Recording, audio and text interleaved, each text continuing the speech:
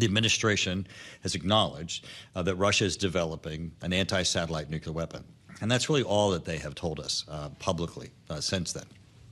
Unfortunately, the outcomes that you were describing and the catastrophic effects if a nuclear weapon was detonated in space really go all the way back to the vulnerability of if that satellite is put in orbit.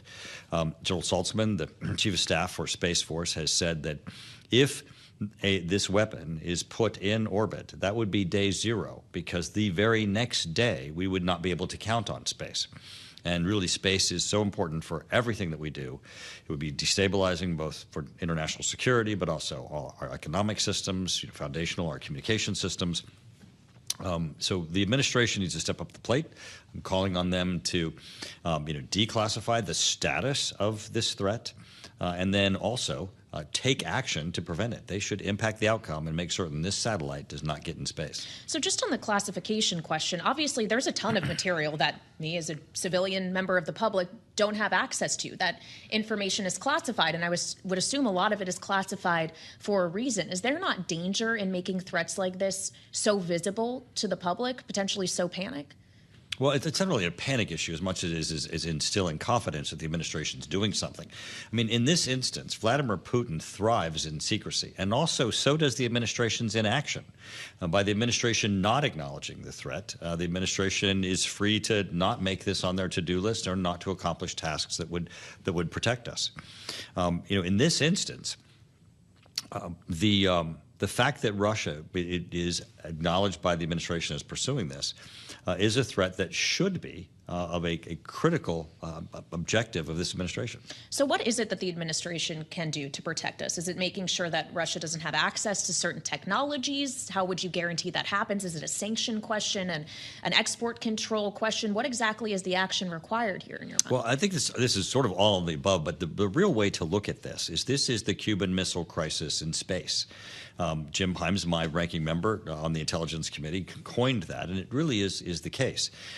Imagine if President Kennedy had done nothing when Russia had looked to put nuclear weapons in Cuba. It would have changed the entire dynamics of the world. Europe probably would not be free because we would have been held hostage by nuclear weapons just off the coast of Florida and not taking action in Europe. Similarly, if Putin is allowed to put a nuclear weapon in space, he is going to hold hostage all of the space assets of the world.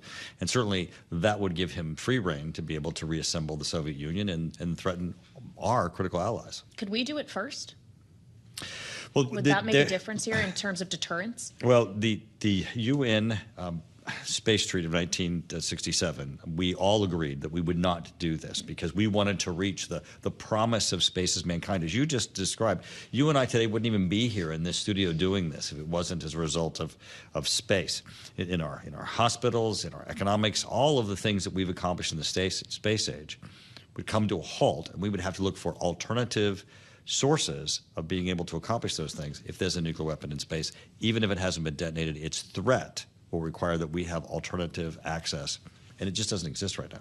When we're considering threats posed by Russia, do those only grow exponentially when you have, say, Vladimir Putin visiting North Korea for the first time since the year 2000 and inking a deal that Kim Jong-un called the most powerful treaty ever signed between the two countries? What do you make of that?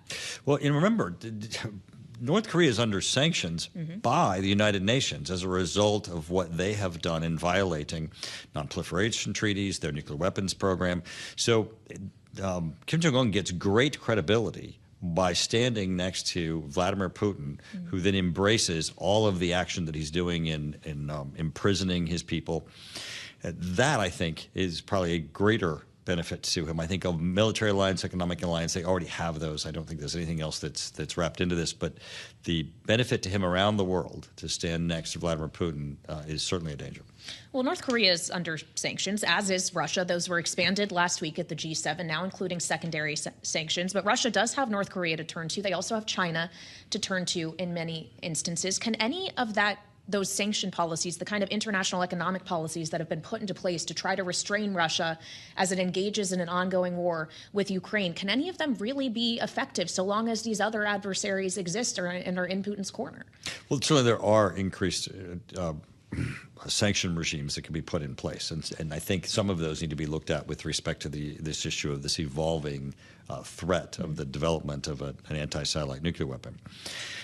This administration has been very slow in implementing sanction policies and in their weapons provisions to Ukraine and the permission to use those weapons and the exchange of intelligence. So there's a lot this administration could do where they've really put Ukraine in a situation where they're fighting with one hand behind their back. Well, we've seen some changes on the margin to that recently, perhaps. The allowance of Ukraine using weapons offensively, at least in certain areas, only to hit certain military targets. Does that need to be expanded in your mind, or do you think the escalation concern that the administration has voiced repeatedly is justified? I think this administration is way too timid. Their view of escalatory acts are to implement defensive acts for Ukraine. Russia's the aggressor. They're the ones who have escalated. We're just responding in a defensive manner. This administration allowing near Kharkiv a limited use of U.S. long-range weapons will not change the dynamics on the battlefield. There are ways to accomplish that, and this administration needs to fully get behind Ukraine and support them. This administration also has expressed support for Israel, and yet we have seen the withholding of certain large bombs over concern of what kind of civilian casualties they can cause. Prime Minister Benjamin Netanyahu yesterday was accusing the U.S. of withholding other weapons as well. You sit as chair of the Intelligence Committee. Is there merit to that, or is Netanyahu saying things that aren't true? Well, you still have the administration stepping up and saying that they are providing them everything and that they did not see the restrictions. But I think the problem here is that the administration in each of these conflicts needs to pick a side. And unfortunately, they half-heartedly or lukewarm support a side. And our adversaries have no restrictions. Our adversaries are not going to restrict the atrocities that they're willing to perpetrate or what they're willing to do against our allies, and yet we continue to restrict our allies in their ways to defend themselves. There's been a lot of buzz in recent days about Israel potentially opening a new front to this war in the north, border with Lebanon, going after Hezbollah directly. Is that a real threat? Well, Hezbollah continues to be a threat to Israel, and again, we have to unmask all of these really franchises of Iran, whether it's the Houthis or it's Hezbollah in Lebanon or Hamas in Gaza. They're all proxies of Iran, and all of this is being funded, armed, trained, and perpetrated as part of Iran's destabilization in the area. So hitting one or other of the tentacles of Iran really is somewhat indiscernible. But is Hezbollah not more closely tied with Iran than Hamas is? Could that potentially, going against a second proxy, be something that draws Iran more directly into this conflict than we've seen thus far? I don't think so. Again, the taking defensive action against someone else's provocation is not escalatory. And in this instance, Hezbollah represents a significant threat. Now, I'm not advocating that they attack Hezbollah, but if they find themselves in a situation in their defense where they need to defend themselves against Hezbollah, I think we still have to unmask them and understand this is still just part of the overall tentacles of Iran and their nefarious acts in the region. And of course, those tentacles may come back to Russia in some way as well, as we consider Russia, China, Iran, the way in which all of these conflicts kind of are not isolated, if you will. They're not happening in a vacuum. How does especially the rather public tension we're seeing between the Israeli government and the U.S. government potentially factor into the decision-making by other adversaries, including Russia?